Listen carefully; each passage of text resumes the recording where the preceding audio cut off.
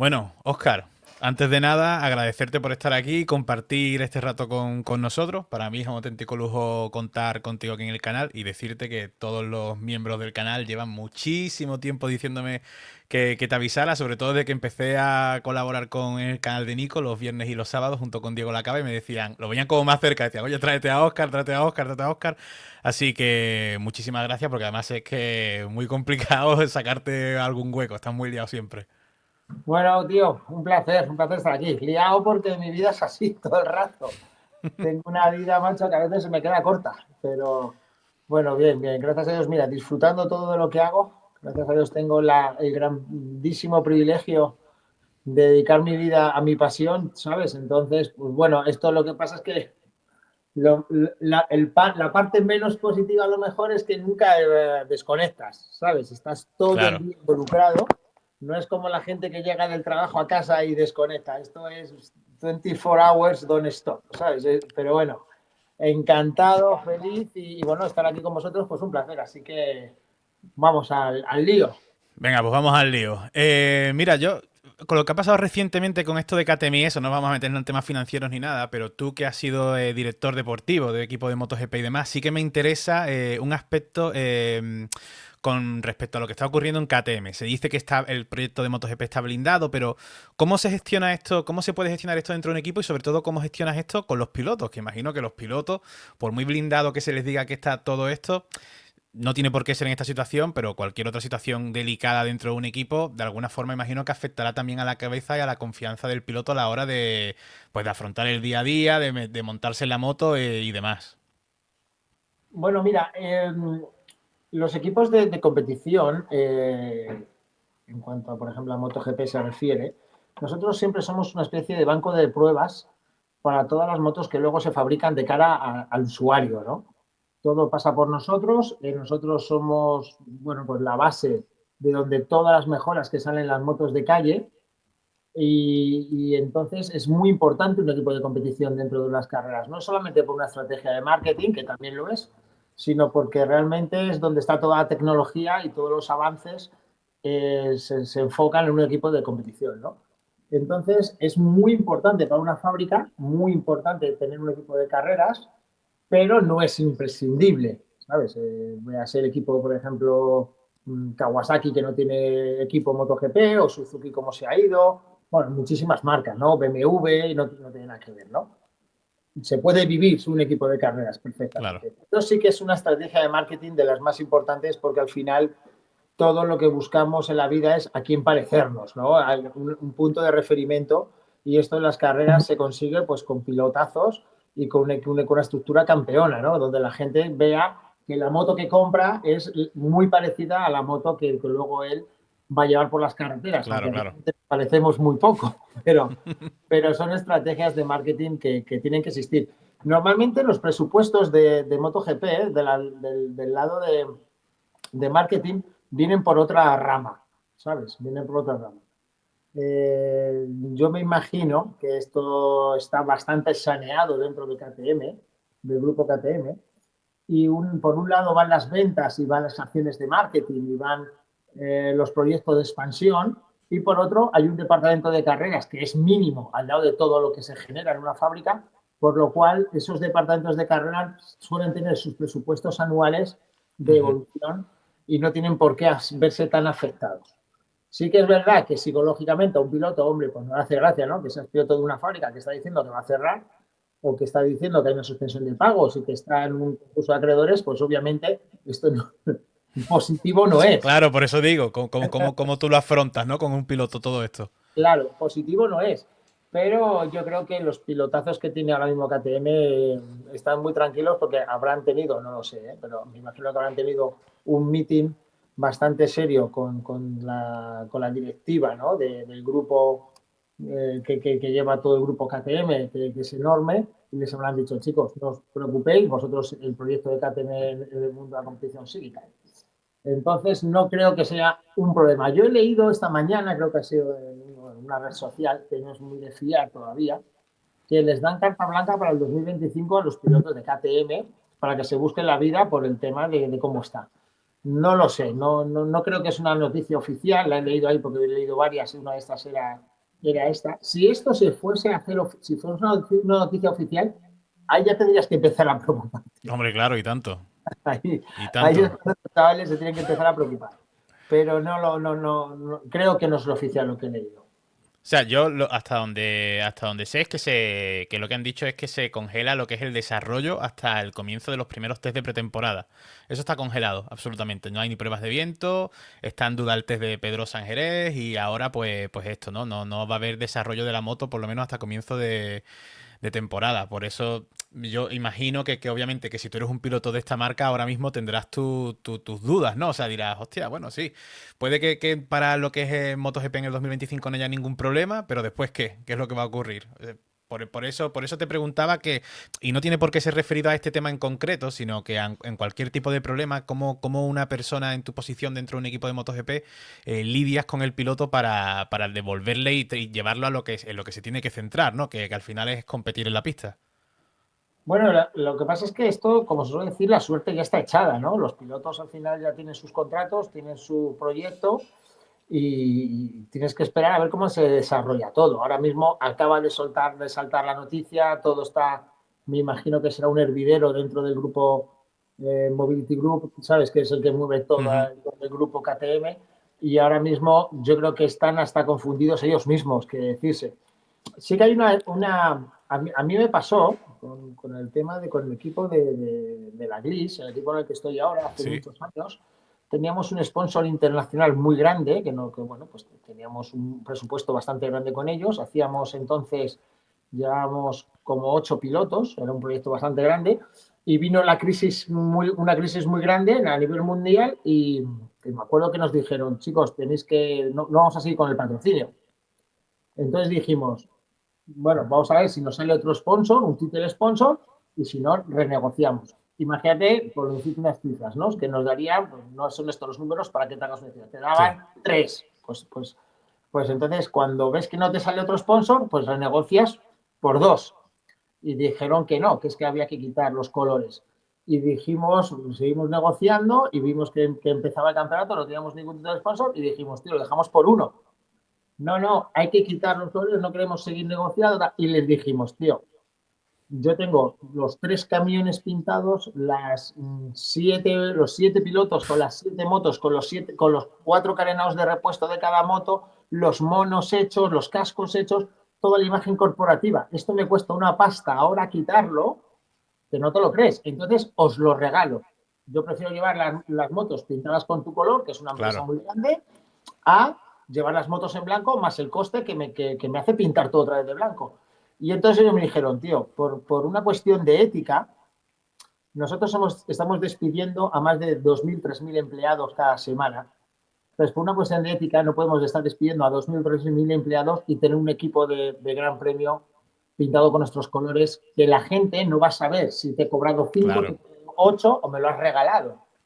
Entonces te pido por favor que desmontes todo. Y tuve que desmontar todo. Tuvimos que desmontar todo el equipo entero y regalándole la sponsorización, ¿eh? Regalándoselo todo, porque como te he dicho, me costaba más dinero quitarlo todo que dejarlo. Claro, claro, claro. Y me pidieron por favor y tuve que quitar todo. O sea, que si hay seguramente un tema ético que se están despidiendo a muchas gentes, a muchos empleados, hay muchas familias que se van a quedar sin trabajo. Es un momento muy delicado para el tema personal.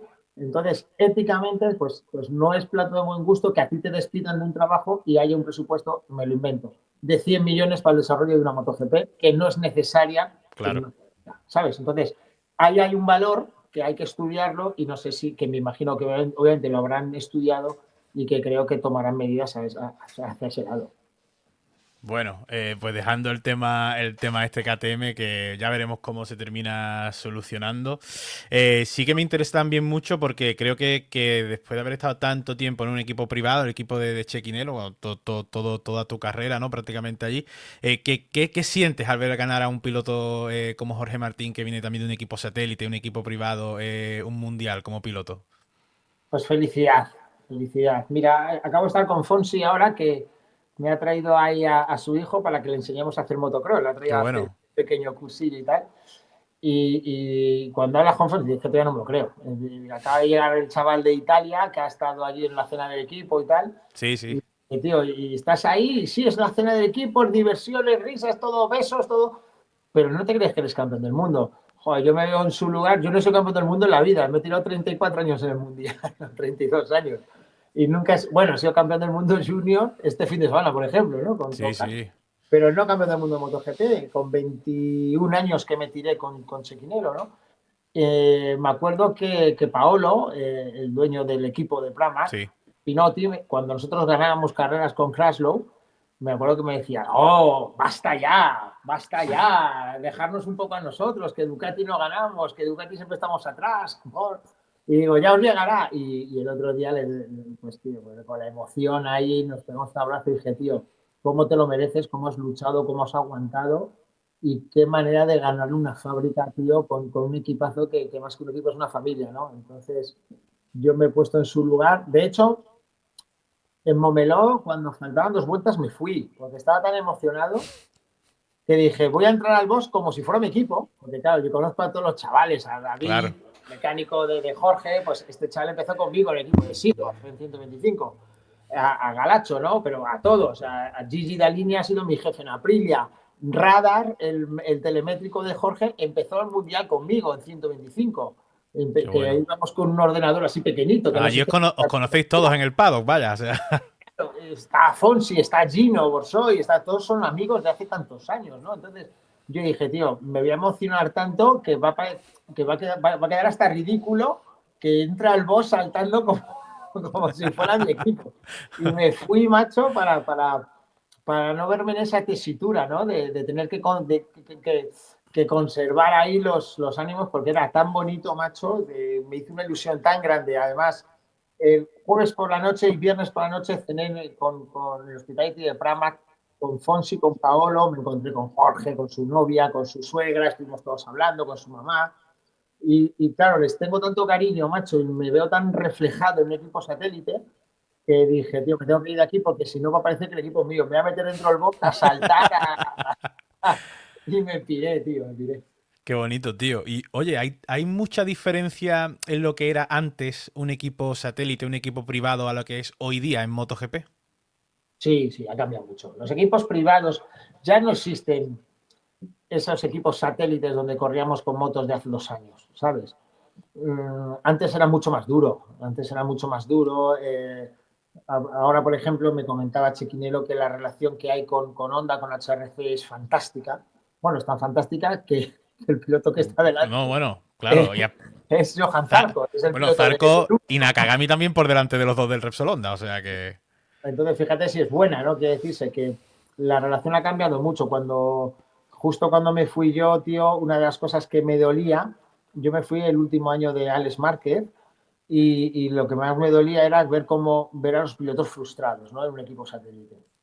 Entonces, tuvimos una época buena con el desarrollo de la moto de Mark, con Crashlow, pero a partir de ahí todo fue bastante negativo y entonces me acuerdo, tío, que yo he llorado 2 veces solamente en mi vida en una carrera y una fue cuando llamé por la mañana a Pablo Nieto y me dijo que se había muerto su papá y me hinché a llorar ahí, me fui al pit lane y lloré mucho. Y otra fue cuando Alex casi hace podium en Portugal y se lo quitó el podium su hermano, la última entrando en meta, ¿no? Era tercero y hicimos cuarto, pero lloré de emoción porque cuando coges tanto cariño a los pilotos, yo soy un apasionado de los pilotos, llevo toda mi vida al lado de un piloto, entonces los conozco muy bien y ver a un tío como Alex Márquez, tío, lo trabajador que es, la carga que tiene por apellidarse Márquez, aunque tenga 2 títulos del mundo, que parece que esos han regalado en una tómbola.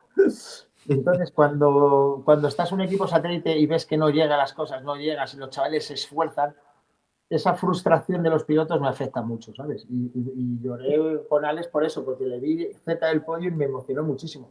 Entonces, esa relación que hay ahora, creo que Honda ha aprendido bastante de esto, ha visto la hegemonía de Ducati, lo importante que es tener 8 Ducatis en una pista, pero ante todo una telemetría abierta porque hay más información y es más fácil, Totalmente. ¿no? Para todos. Y yo creo que han aprendido un poco la lección y funciona mucho mejor, la verdad, ahora los equipos no oficiales. Claro, a mí aquí, por ejemplo, estuvo el telemétrico de Luca Marini en el canal y nos estuvo comentando que es que en Honda son muy tradicionales, son muy puros, son como, tienen las ideas tan cerradas y tan claras de cómo para ellos, tienen que funcionar las cosas, que le cuesta mucho muchas veces salirse de esa caja, mientras que me decía él mismo que cuando tú ves en Ducati no tienen miedo a probar X cosas, a hacer muchísimas cosas, que se salen de lo convencional muchas veces, pero a un equipo como Honda le cuesta mucho y eso está cambiando. Al final todas están intentando, ¿qué es lo que hacen las marcas? Acabar imitando pues lo que hace la que está dominando absolutamente todo, que es Ducati ahora mismo. Es que con esto que me has contado de los pilotos y eso, me surge la pregunta de con el piloto que has trabajado que más te ha quizás sorprendido, que más te ha llegado, con el que más has conectado de alguna forma. Bueno, Se me son varias preguntas distintas, porque que te ha sorprendido, que hayas conectado y demás son preguntas distintas, pero claro, Bueno, el que más me ha sorprendido como talento de los que he trabajado es Casey Stoner. Es el tío con más talento que he conocido en la vida. claro. Lo que le dieras, con lo que le dieras. Le dabas un carro polos y te hacía un podium en MotoGP, el tío. Es un tío. eh, en cuanto a, en cuanto a talento y trabajo, sin duda más Márquez, sin duda. Pero además Mark tiene otra cosa, es que Mark es muy completo porque tiene ese talento, tiene esa fatiga de trabajo que es increíble el tío, que no para, y luego tiene lo que tenía Valentino Rossi, que es esa personalidad con los sponsors, con el público, cómo entiende el negocio del motociclismo. Es muy listo, Mark, ¿no? Entonces creo que Mark es un piloto tan completo, que es digamos que para mí es el piloto fetiche, o sea, el piloto número uno que pilla todo, ¿no? Si me dijeras con el que más rollo he tenido, es que yo tengo mucho rollo con mis pilotos, siempre, macho, siempre, porque me caso mucho con ellos. Me caso, de hecho, hubo una época que sufrimos porque con Tony, con Elías, Ajá. porque no llegaban los resultados, llegaban, y yo estaba siempre al lado de Tony y sabía que no era el sitio donde estar en ese momento. Pero yo tengo un vínculo especial con los pilotos desde que soy niño. Empecé a los 12 años a seguir a pilotos.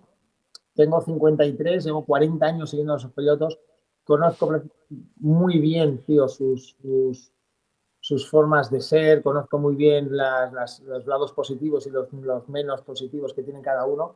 Entonces siempre tengo ese rollo. Con Carlos Checa me lo he pasado muy bien, con Kraslo mucho, pues con todos, con Stefan Bradal, que era como mi cachorrillo, ¿sabes? Que le he cuidado mucho porque era muy jovencito. Bueno, la verdad es que no he tenido un piloto con el que no me haya sentido identificado de alguna manera, ¿sabes? A todos los he cogido mucho cariño, los he cuidado y siempre he estado ahí 100% para ellos.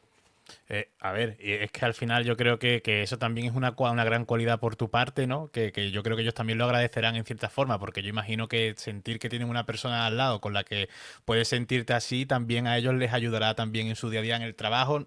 Vuelvo a decir, no solo importa lo que es el trabajo en la pista, sino todo lo que hay fuera, que es donde se pasan más horas incluso, que al final ahí yo creo que es muy importante gestión mental, todo, ¿no? Las charlas que puedas tener con las personas con las que te rodeas en el equipo, absolutamente todo.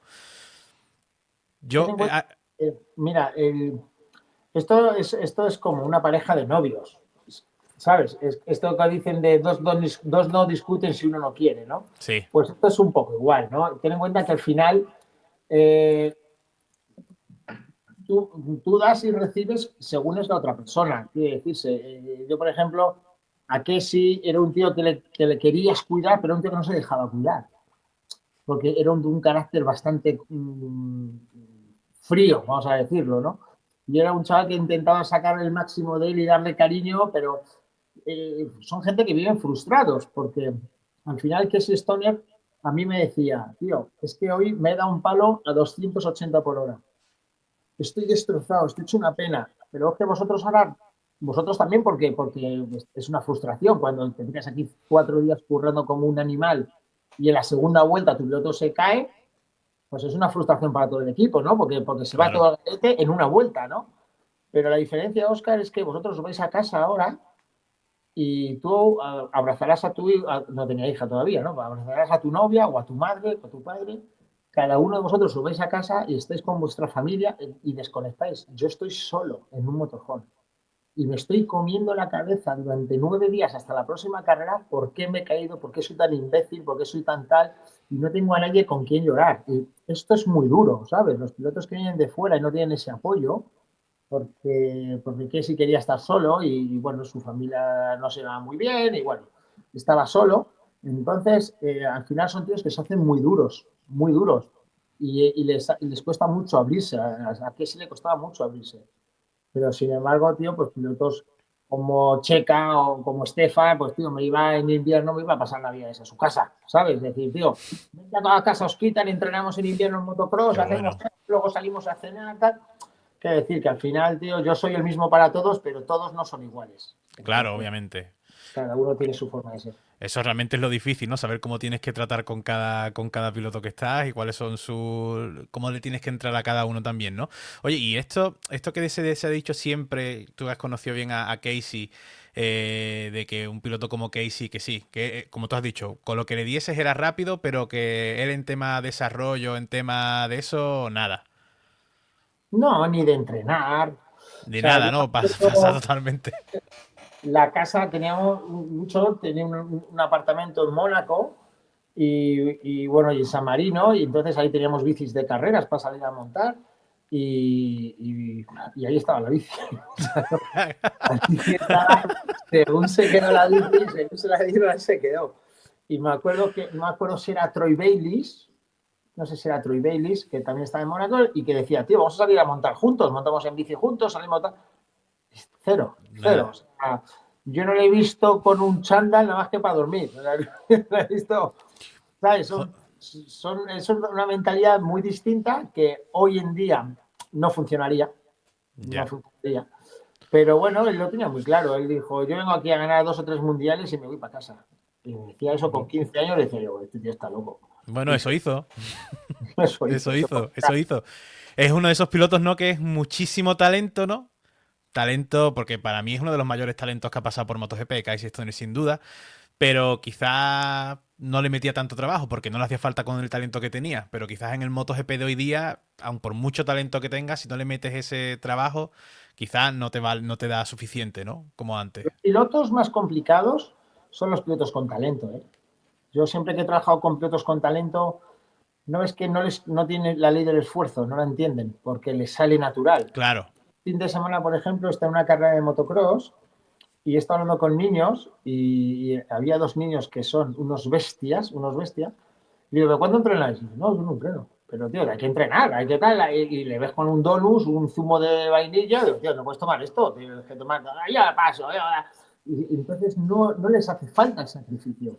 Entonces, ¿qué pasa? Que se aburren.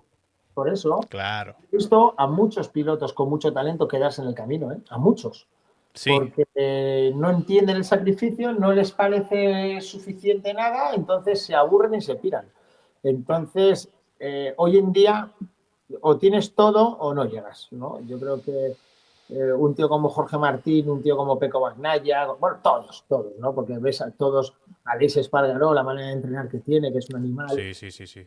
obviamente Marc, Alex, todos son deportistas de élite que a las 8 de la mañana están en el gimnasio entrenando, luego encima la moto de cross, luego la de trial, luego la de team track, luego la bici, y es que si no, no llegas. Hoy en día no llegas, es imposible, imposible. Claro, y además a esto le tenemos que sumar que cada vez con los avances tecnológicos que también entran en el mundo del motorsport, en el mundo del MotoGP, ese factor piloto, además, cada vez cuenta un poquito menos, cada vez va contando un poquito menos. A más cosas tiene la moto, ¿no? A más la electrónica, los devices y demás.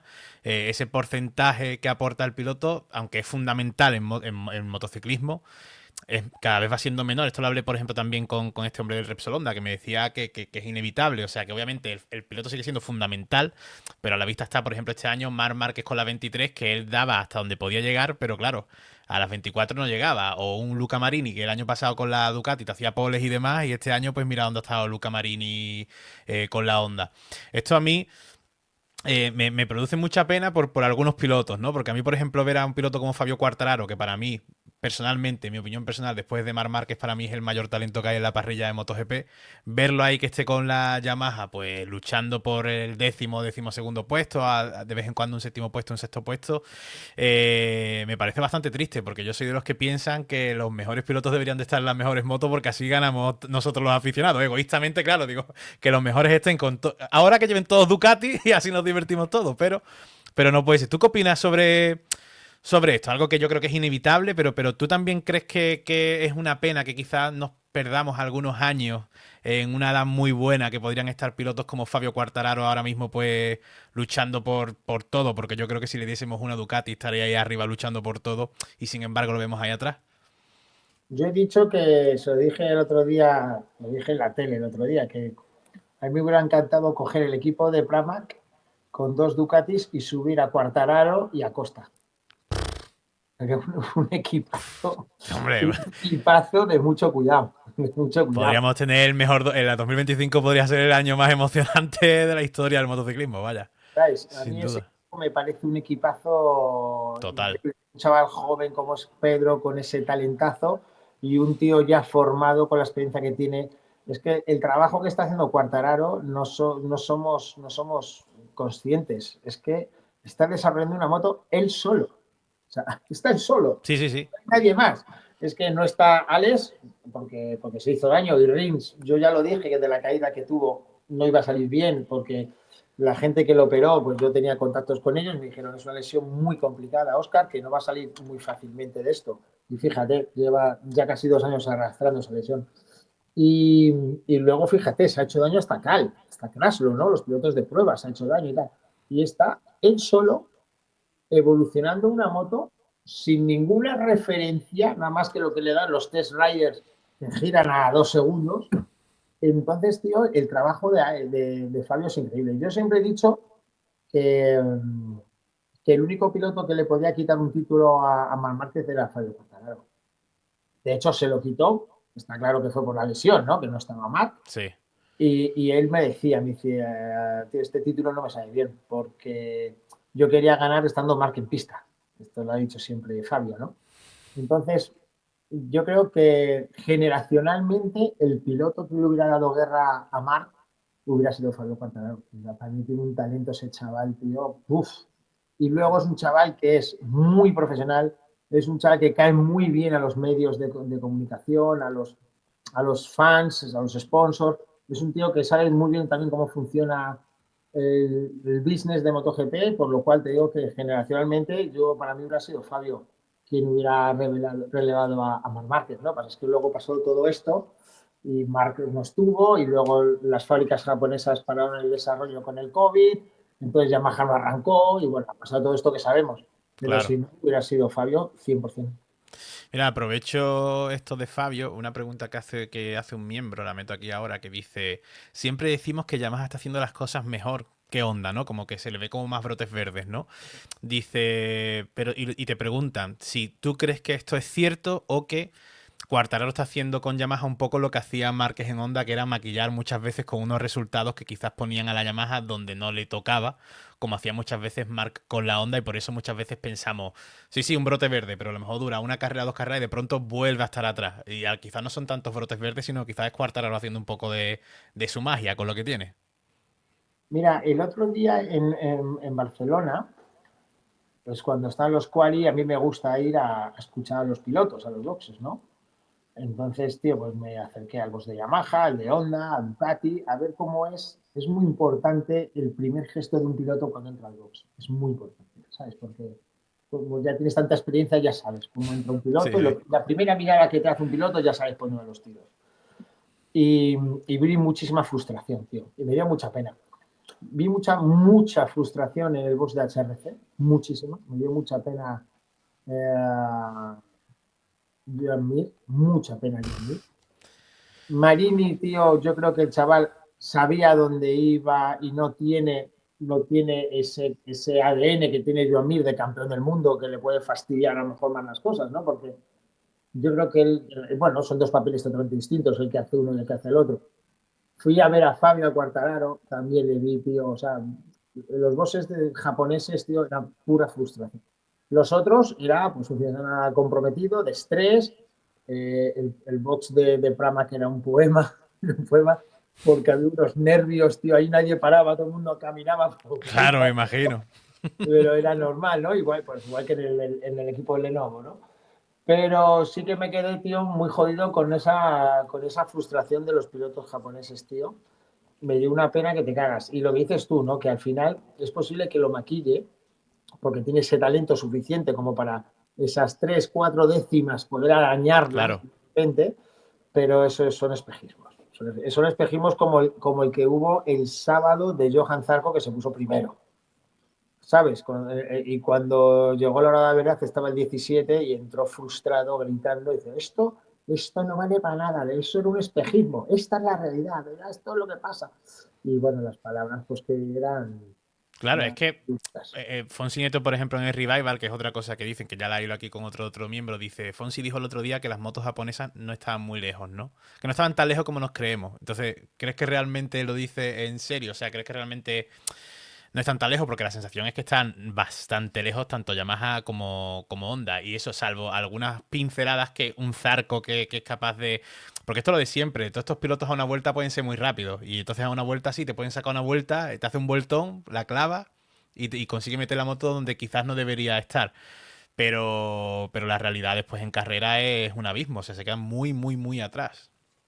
Cuando tú coges la tabla de tiempos y ves, hay 18 tiros en un segundo. Y luego están las ondas en las Yamahas, o haces las ondas solamente, que están a 1 segundo y 3 décimas. Entonces, tío, no está tan lejos. Claro, 1 segundo no es nada, 1 segundo es muy poco, pero es el 21 en parrilla o el 20 en parrilla. Pero eso es a una vuelta. Claro. El problema es cuando tú giras, te voy a poner un ejemplo, en 38,0 el récord, y tú estás en 38,1, es un segundo, no es tanto, pero es que del 0 al 1, en esas, es un segundo, pues en 4 décimas es cuando te vas al suelo. Cuando quieres bajar ese segundo, es cuando se te cierra la dirección y te caes, es cuando abres gas, la moto no tracciona y te caes, es cuando apoyas mucho en la frenada porque como no acelera tienes que ganar tiempo en la frenada y te caes, y ahí es donde viene ese step que falta, que seguramente con una estrella del pilotaje estarían un poquito más cerca, pero como hizo Mark, ¿no? Es que lo que Pero pasaba con Marc hasta el año pasado, vaya. claro que Mark te dice, joder, tío, es que de repente ha hecho podium, es que de repente, ya, ya, En pero, Valencia, en la última carrera en la sprint, no hizo podio Marc. O sea que no... sí, pero ¿cuántas veces se cayó en Alemania Mark? Su circuito fetiche, tío. O sea, No, su no, circuito tremendo. número uno. Se Donde hizo la cayó, peineta, que hizo la peineta. tío, se cayó, creo que fueron 5 veces el chaval, tío. Y en Alemania no te cae espacio, En Alemania. Entonces, eso es lo que te digo, que ese segundo que parece que no es nada, es un mundo, un mundo. Que un super top rider te lo puede recortar a 4 décimas, a 6 décimas, está claro que lo puede hacer, pero puede hacer una vuelta como hace Fabio, lo puede hacer una vuelta como hace Johan Zarco, pero no la carrera, están años luz.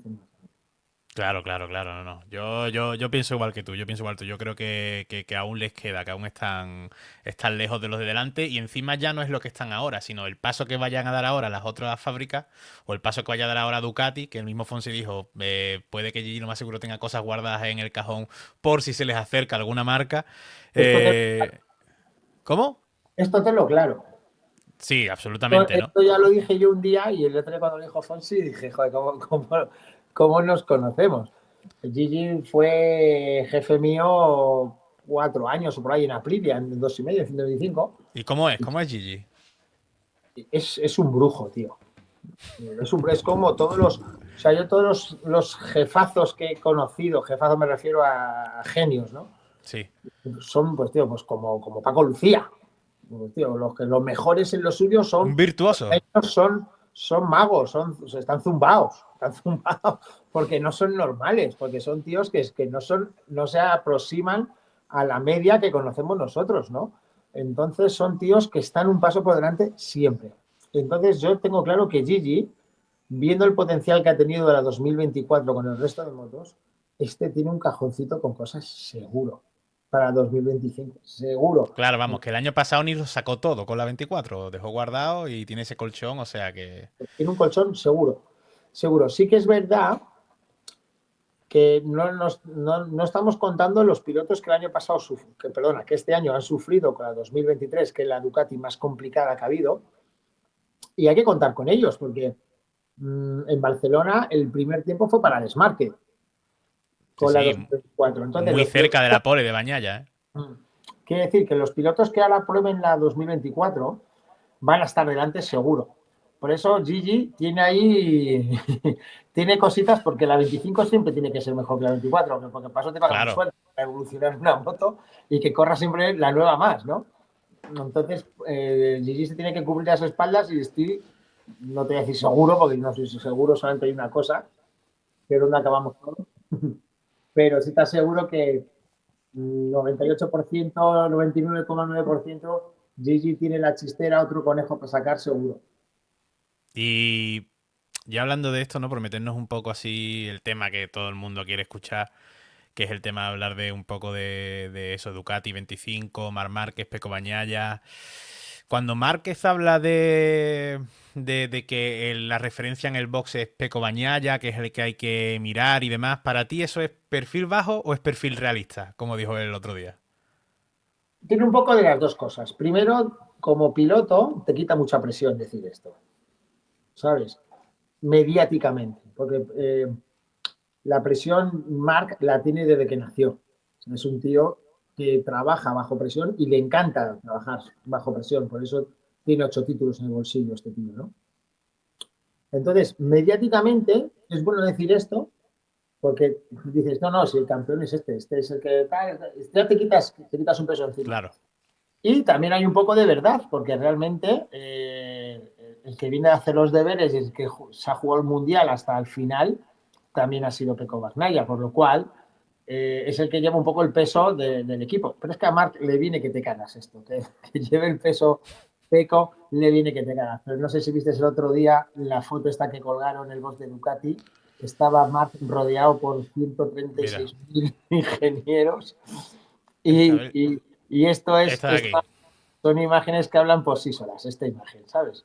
Son imágenes que yo no digo que Peco no tenga eso también, porque quiero decir, esto lo hemos tenido en la HRC con Marc, lo hemos tenido, es normal. Primer día de un piloto, 8 veces campeón del mundo. Todo el mundo quiere escucharle, Claro. lógico. Pero esto es una imagen de esas que dicen que vale más que 1000 palabras, ¿sabes? Gino Borsoi mencionó que cuando hablabas con Gigi Daliña sobre Marc, Gigi parecía que estaba hechizado. Y justamente ayer Gigi Daliña mencionó esto, que dijo, ver a un campeón como Márquez pilotando tu moto es una emoción muy fuerte. Yo creo que al final Gigi sabe que, yo es lo que digo siempre, este es el MotoGP de Gigi Daliña, porque él, con el equipo que él tiene, ha creado unas innovaciones con la Ducati, que es lo que todos los equipos han empezado a seguir, y ha empezado a seguir pues el camino que él ha ido marcando con Ducati. Yo creo que para un ingeniero que es uno de los grandes protagonistas del mundial, porque bueno, yo creo que pocas personalidades en este apartado más técnico que tú preguntases a los aficionados te sabrían decir otros nombres, más allá que posiblemente el de Gigi Daliña en otros casos, en otras fábricas. Pero yo creo que quizás para una persona como Gigi, que llegue un piloto, ¿no? Un icono de este deporte y que quiera y que sienta que además necesita, ¿no? Pilotar una de sus motos y vestido en el equipo oficial, tiene que ser un tremendo orgullo, ¿no? Yo creo que por eso esta cosa de que está hechizado, ¿no? Porque sabe que lo que le viene, porque para mí es lo que digo siempre, Peco Bañaya es increíble, a mí me parece un supercampeón, me parece un pilotazo, incluso Fabio Quartararo, Jorge Martín, pero siempre digo, para mí Marc es otra cosa, a mí me parece que Marc es otra cosa, es uno de esos tocados por una varita que es que hay dos o tres en la historia del motociclismo. Mira, yo creo que la relación de amor de novios acaba de empezar, ¿sabes? Entre Gigi y Marc. Hace unos años, Lucho Chequinelo, pues tío, tuvo una idea de la hostia porque tiene un corazón que es increíble. Y me dijo, tío, quiero darle una sorpresa a Ángel, al nieto, ¿no? Ujú. Entonces, cuando corrimos en Malasia, me dice, tío, he encontrado en Tailandia a Jantiel. Jantiel es con el ingeniero que más títulos ganó Ángel en su carrera deportiva. No sé si ganó 7, 8, no me acuerdo. Pero la mayoría de los títulos ganó con Jantiel. Entonces, hicimos una cena sorpresa. Nos llevamos Lucho y yo a cenar a Ángel y Lucho Chequinero le pagó el billete a Jantiel, se lo trajo de Tailandia con su mujer, sus hijas. y se Hostia. presentó en la cena. Si tú ves a Ángel Gelantiel llorar, Qué bueno, tío, qué ya bonito. me emociono porque fue tan bonito. Qué bonito. ¿Cómo lloraban los dos tíos de casi 80 años, o de 70 años, llorando, tío, abrazándose, besándose? Bueno, fue una cena tan bonita, contando las cosas. Y es que al final a un campeón del mundo le gusta trabajar con el mejor ingeniero y al mejor ingeniero del mundo le gusta trabajar con el mejor piloto del mundo. Y esto es así, ¿sabes? Y yo estoy seguro que muchas pegas, bueno, estoy seguro porque me lo han contado, muchas de las pegas que puso en su día Pecco Bagnaia a la 2023, cuando la cogió Marc, no existían esas pegas. Y eso Gigi lo sabe. Y sabe que se ha girado 8, 9 y 10 segundos más rápido cada carrera Marc Márquez que con la misma moto que corrió, aunque con distinto neumático, ¿no? Que Sí. también obviamente ayuda. Pero los números, mejor que Gigi, no lo sabe nadie. Y esa mirada y ese brillo de ojos que tiene Gigi cuando habla con Marc, amigo mío, eso es amor a primera vista, tío. Eso, como estaba bien, tío, estos dos son imparables. Son Bueno, imparables. y entre estos dos, ¿quién es el que paga la primera cita? ¿Gigi o Mark? El que paga, El que paga la primera cita, ¿quién es de estos dos? yo creo que estos están tan enamorados que van a Pachas. Van a Pacha. O paga uno y después se reparte en Bizum o lo que sea. Vale, está bien. Van a Pachas. Porque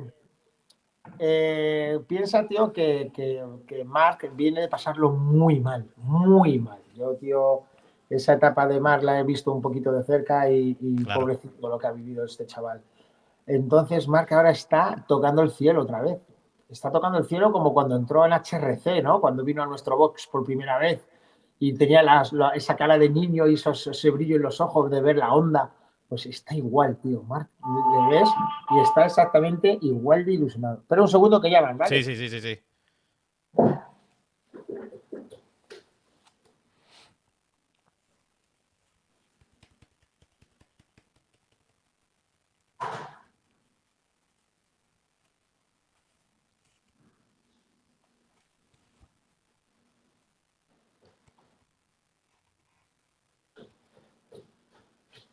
Esto es el directo, tío.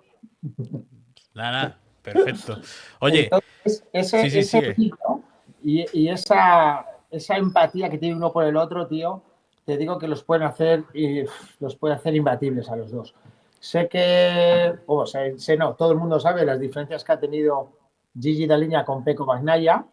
Tendrá algunas también con Marc Márquez, obviamente, porque Marc tiene un carácter que también tendrá algunas, pero ya de momento ya te digo yo que ese flechazo entre los dos existe y es increíble. Una de las preguntas así de los miembros dicen que si crees que el buen rollismo que hemos visto la lucha por el mundial entre Peco y Martín, si esto puede que no. Si tú crees que lo vamos a seguir viendo el año que viene, si se lo juegan Marc y Peco, o que esto es una cosa que no vamos a volver a ver más, o si por el contrario, esto es algo que se ha implantado ya en el mundial, que exista este buen rollismo entre los pilotos. Mira, los pilotos como Marc Márquez, tío, no tienen amigos en la pista. El único amigo que tiene Marc Márquez, que te digo que en Portugal le metió en la última curva entrando a meta y le quitó el podium, es Alex Márquez. Es el único amigo que tiene Márquez en la pista y el único tío que respetaría en un tú a tú. Marc es un perro de presa, es como un pitbull, es una piraña. Marc es un tío ganador nato. Entonces, ese buen rollismo ya te digo que no va a existir. Pero es que no ha existido nunca con ninguno. Claro. Marc, ahora Marc es un piloto mucho más maduro que hace 4 años. Y ahora, pues fíjate, nos ha metido en el barro, ¿no? Cuando ha visto que ya no era un tío, no era opción para él ganar el mundial, ha sido súper respetuoso tanto con Jorge como con Peco, ha sido muy respetuoso, ha sido un tío muy, muy frío en otras ocasiones que antes no lo hubiera sido. Entonces, yo creo que ya ha demostrado que es buen tío, porque obviamente ha tenido, desde lo que pasó en 2015, pues se le echó mucha gente encima y tal. El tío ya ha demostrado que lo único que quiere es ser campeón del mundo y es lo único que quiere más, ser campeón del mundo. Y se va a llevar por delante a quien haga falta. No, yo eso tampoco. Yo lo que digo siempre, yo creo que Mark no hace prisioneros con nadie, con absolutamente nadie, y menos en la pista. Domenicali, Claudio Domenicali, el CEO de Ducati Corse, dijo ayer: ¿Habrá una dificultad natural para gestionar un equipo tan complejo? Porque yo creo que al final sabes que tienes a dos pilotos que, bueno, son dos campeones del mundo, un Pecco Bagnaia que nunca se ha enfrentado en el mismo equipo con un piloto de la talla de Marc Márquez, y un Marc Márquez que históricamente nunca ha perdido contra ningún compañero de equipo y que además viene que, pues bueno, viene con ganas de posiblemente ganar, igualar ese noveno de Valentino Rossi, y si puede los 2 años que tiene por delante de contrato, incluso superarlo con un décimo, pues seguirlo por delante. ¿Cómo se gestiona eso? ¿Cómo gestionas tener pues eso, a dos pilotazos, a dos pilotos que con esa ambición, a dos pilotos que están ahí para un nivel, a priori se supone que van a estar a un nivel parejo? ¿Cómo se gestiona eso dentro de un equipo? Tragando saliva.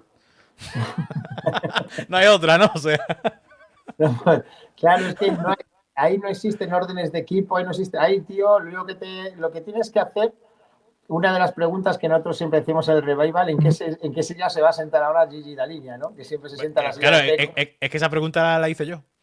¿Ah, Esa sí o pregunta qué? fui yo el que la hizo, fui yo el que la hizo en uno de los programas y a Pues, Diego Lacabe le encantó. pues esa es una de las cosas, fíjate, tío, que has estado muy acertado ahí, porque ahora mismo tienes que tener un cuidado por dónde pones la balanza, tienes que ser tan neutral y tan buen rollo. Y es muy difícil un equipo así, ¿eh? Muy difícil. Un gallinero con dos gallos, tío, es jorobado siempre. Hombre, yo creo que en principio Gigi se sentará donde Peco, ¿no? ¿Para qué vas a cambiar eso, no? Pero es Eso que yo creo yo, que a Mark le da igual, ¿no? Dónde se siente te Gigi la Daliña. suda. Allí, Yo creo además, que Mark, si te quieres sentar todo el año donde Peco, pues siéntate ahí, o sea, sin problema. además es que yo creo que esta se lo habrá dicho Marc. Oye, tío, por mí no te comprometas, tú siéntate ahí, que ese es tu sitio. Se lo habrá dicho hasta Marc, ¿sabes? Porque Marc es así. ¿Y crees ¿Sabes? que es lo Esto- mismo, crees que es lo mismo que esté Bagnaia con el número 63 a que si hubiese estado con el número 1, si hubiese ganado el Mundial? ¿O crees que ha estado absolutamente igual?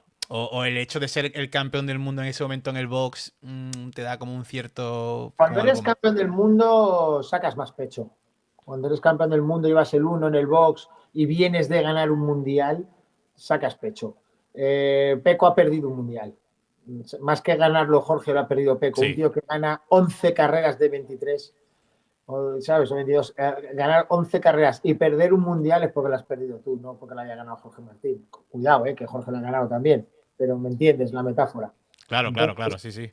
Peco entra en el box de Ducati con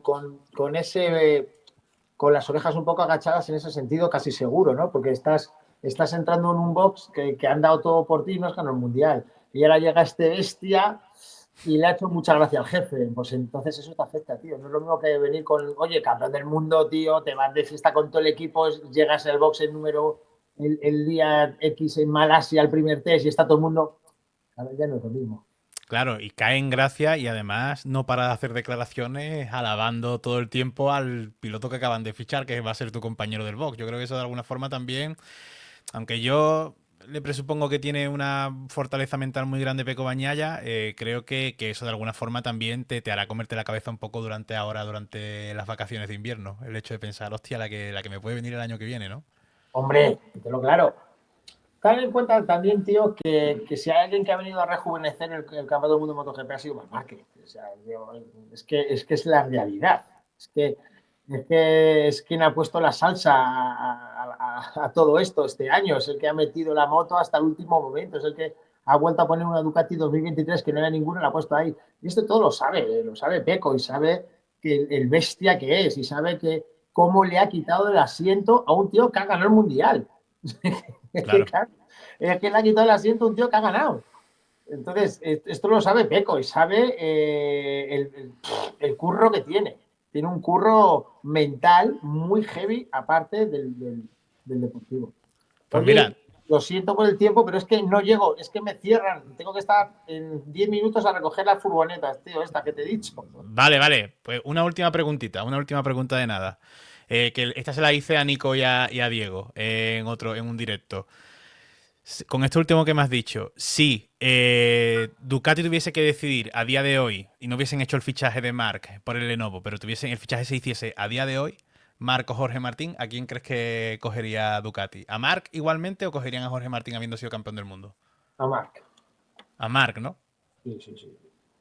Yo creo que Ducati al final ya ha cerrado un ciclo con Jorge Martín y ha hecho un ciclo que es la hostia. ¿Eh? Sí, Seguramente hombre. el ciclo no se ha cerrado porque el ciclo habría que haberlo cerrado con un año en una fábrica, ¿no? Porque al final es el premio de un piloto que viene de un equipo satélite que han confiado en él y él ha confiado en ti. Pero el Marc pesa mucho, tío. Claro, claro. ¿De Bueno, pues quién nada, estamos Óscar. hablando? Escucha, ¿quién ha sido campeón del mundo? Jorge Martín. ¿Y de quién estamos hablando el 40% del programa? No, no, totalmente. Ya está. Bueno, Esa del la programa respuesta. este y de posiblemente la mayoría que vengan de Y ha aquí hasta ganado un aquí. madrileño y un español, tío. Sí, Y sí. estamos hablando de Marc Márquez. Es que esto es así. Es así. Es así, es así, es así. Y la competición lo sabe, MotoGP lo sabe Ducati, lo sabe todo el mundo. Aunque a algunos les pese. Que, Óscar, muchísimas gracias de verdad de corazón por haberte pasado. Y a ver Esto, macho, pero es que si. me Nada, cierran y nada. no la puedo liar. No puedo Nada, liar. nada. A ver si en otra ocasión podemos hacer otro y que sea con la gente haciéndote preguntillas y eso me encantaría. Venga, Muchas perfecto. gracias de corazón, tío. Queda prometido, tío. Venga, tío. Hasta luego, Óscar. Gracias, Hasta mil gracias, mil luego. gracias. Chao.